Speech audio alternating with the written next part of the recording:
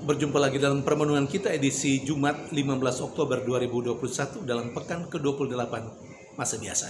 Hari ini peringatan Santa Teresia dari Avila, seorang perawan dan pujangga gereja.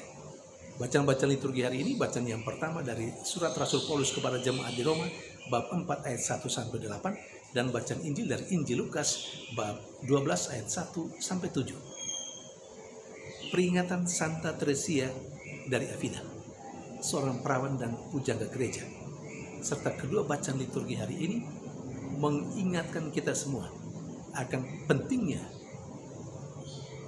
sebuah pembaharuan hidup, entah hidup pribadi maupun hidup bersama dalam sebuah komunitas, dalam sebuah persekutuan. Santa Teresia dari Avila adalah seorang mistisi besar dalam gereja, dan bersama dengan Santa Katarina dari Siena digelari pujangga gereja. Kehidupan Santa Teresia dari Avila sangat menarik. Pada umur 20 tahun dia masuk biara Karmel sebagai calon suster.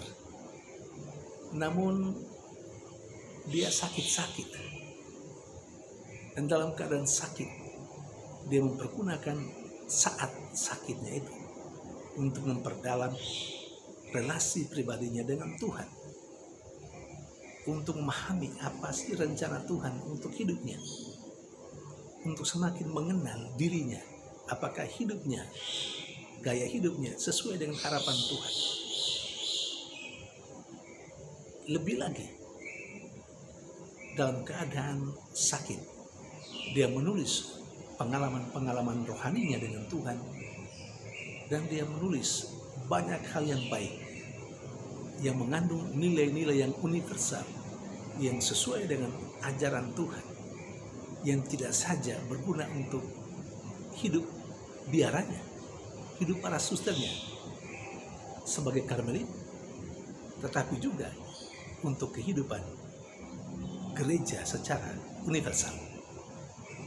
Saudari dan saudara yang terkasih, dalam pengamatannya yang tajam, dia melihat bagaimana hidup para susternya dalam biara Karmel melenceng atau belum sesuai dengan semangat awal, semangat asli kongregasinya, ordonya.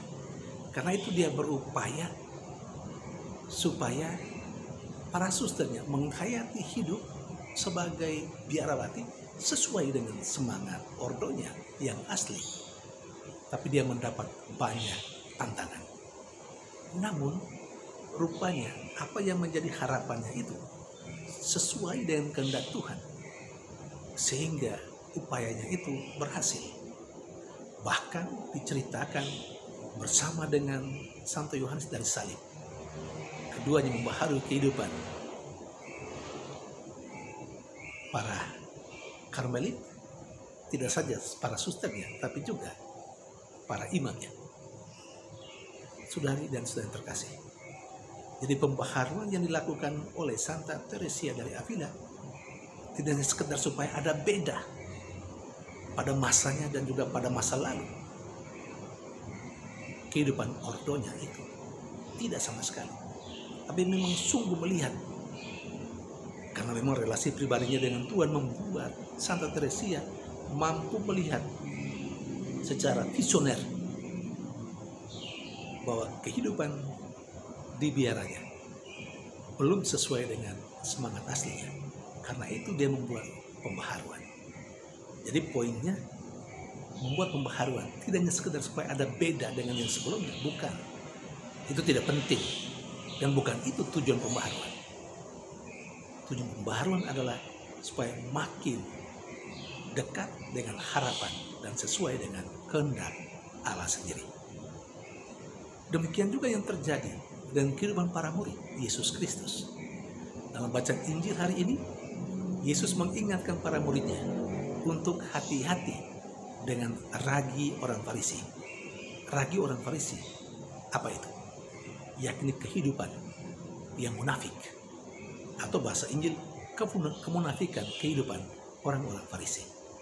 Rupanya Yesus tahu bahwa para muridnya sudah terpengaruh dengan cara hidup orang-orang Farisi. Karena itu dia mengingatkan. Dengan cara mengingatkan hati-hati terhadap lagi orang Farisi, Yesus sebenarnya membuat sebuah pembaharuan supaya para muridnya tidak terkena atau tidak terpengaruh dengan cara hidup orang Farisi. Karena yang diharapkan oleh Yesus, diharapkan oleh Tuhan adalah hidup yang jujur di hadapan Tuhan dan di hadapan sesama. Jadi tidak hanya sekedar jujur secara lahiriah, sementara busuk hatinya. Tidak. Kejujuran itu luar dan dalam. Yang dalam harus jujur, harus baik, dan menjiwai kehidupan lahiriah. Saudari dan saudara yang terkasih, demikian juga Rasul Paulus dalam bacaan pertama hari ini juga mengajarkan sebuah pembaharuan. Mengapa? Dalam diri orang-orang Yahudi atau dalam diri orang-orang yang percaya, jemaatnya di Roma, banyak kali terpengaruh dengan cara berpikir bahwa di hadapan Tuhan orang dibenarkan karena perbuatan-perbuatannya. Karena itu orang berusaha untuk berbuat baik sebanyak mungkin supaya dia berkenan pada Allah. Atau kalau perlu, dia merasa berjasa dan boleh bermegah di hadapan Allah dan bisa memaksa Allah untuk mengikuti kemauannya karena dia sudah melakukan perbuatan-perbuatan yang baik. Ini yang sudah mempengaruhi kehidupan jemaat di Roma. Tapi Paulus dalam pengajarannya mengatakan lain. Mereka, jemaat di Roma dan semua manusia itu dibenarkan oleh Allah melalui sengsara, wafat, dan kebangkitan Yesus Kristus, utusannya dan putranya sendiri.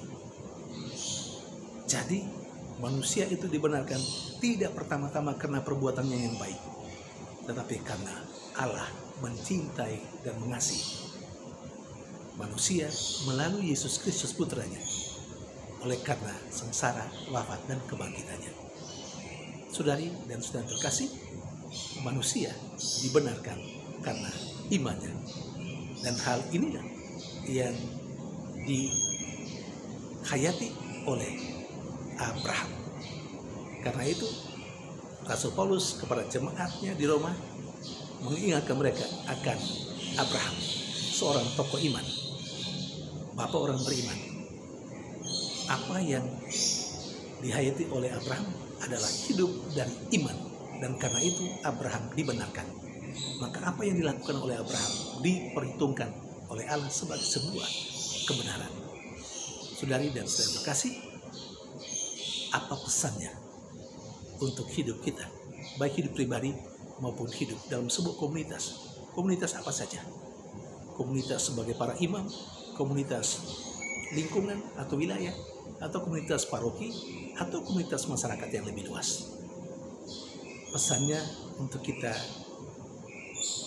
pertama, kita perlu membaharui kehidupan kita, baik secara pribadi maupun secara bersama. Tapi pembaharuan itu tidak hanya sekedar asalkan beda dengan yang sebelumnya. Bukan itu. Pembaharuan itu baru dilakukan setelah kita mempelajari, kita menemukan betapa perlunya pembaharuan karena lingkungan di sekitar kita atau tempat di mana kita berada, atau sekurang-kurangnya diri kita sendiri berada dalam situasi berdosa, dalam situasi tidak benar, dalam situasi tidak baik. Di sana kita dipanggil untuk melakukan pembaharuan.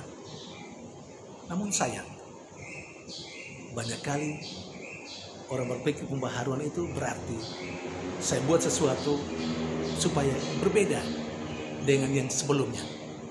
itu keliru dan itu tidak bijaksana. Kembali kepada Yesus, apakah yang Yesus buat sekedar ada beda dengan yang sebelumnya dalam perjanjian lama? Tidak. Dia mengikuti, tapi dia mau menyempurnakan itu dengan cara-cara yang baru. Jadi tidak hanya sekedar supaya beda dengan yang sebelumnya. Itu yang pertama. Yang kedua, kita diajak untuk mulai mempengaruhi kehidupan itu dari diri kita sendiri. Saya kira kalau masing-masing kita, saya dan Anda, saudara-saudara sekalian, kalau masing-masing kita punya prinsip membaharui kehidupan kita dari diri kita sendiri, dan kalau masing-masing orang punya prinsip seperti itu, dengan sendirinya pembaharuan secara komunitas akan terjadi. Dan ketika ada pembaharuan, pasti hidup yang lebih baik akan tercipta. Tuhan memberkati.